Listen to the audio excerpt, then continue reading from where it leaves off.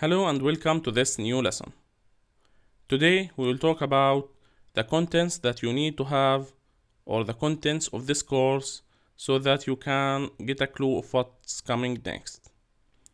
Starting with soldering tools, then we will talk about soldering accessories. After that we will go through 3 steps of soldering: the preparation, tiling and soldering. After we finish soldering, we will go on to cleaning, then we will take some tips and tricks. So this is an overview of what we will take in this course, starting with soldering tools. Soldering tools. The only tools that are essential to solder are a soldering iron and some solder. So this is a typical soldering iron and this is a solder back. There are, however, lots of soldering accessories available, but these two are the most important two soldering tools. Different soldering jobs will need different tools and different temperatures too.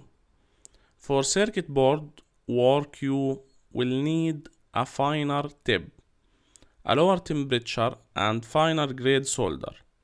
You may also want to use a magnifying glass. Audio connectors such as XLR will require a larger tip, higher temperature and thicker solder. Clamps and holders are also handy when soldering audio cables because you want something to, let's say, clamp on the wire so that you can solder it correctly. There are several things to consider when choosing a soldering iron. As you can see, this is the soldering iron and this is the tip of the soldering iron. So the first thing to consider is wattage, which is how it's written beside that soldering iron, how many watt it needs, or the power consumption, let's say, which will control the amount of power coming out of the tip of the soldering iron. Second thing is adjustable or fixed temperature. So some come with adjustable while other come with only one temperature, which make them cost less. Third thing is the power source, electric or gas.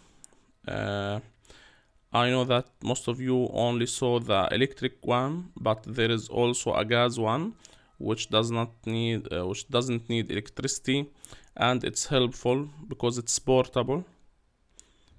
The fourth thing is portable or bench use. This fourth aspect will be related to the third aspect, because if it's electrical it will be bench use. If it's gas it will be portable. We will talk about these things in details in the coming lesson. Soldering gun not recommended, as these have no temperature control and can get too hot. This can result in damage to circuit boards, melt cable insulation, and even damage connectors. I know that most of you now has their own soldering gun or soldering iron without a temperature controller.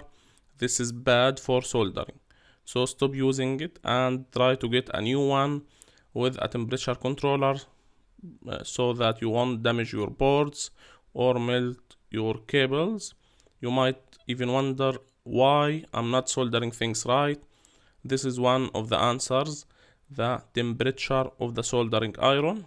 You need to be able to control that temperature, because soldering small items take less temperature than soldering big items. In the next lesson we'll talk about wattage, adjustable or fixed temperature, power source, and portable or bench use, which are the several things that we need to consider when choosing a soldering iron. Thanks for watching this lesson. This is Educational Engineering Team. See you next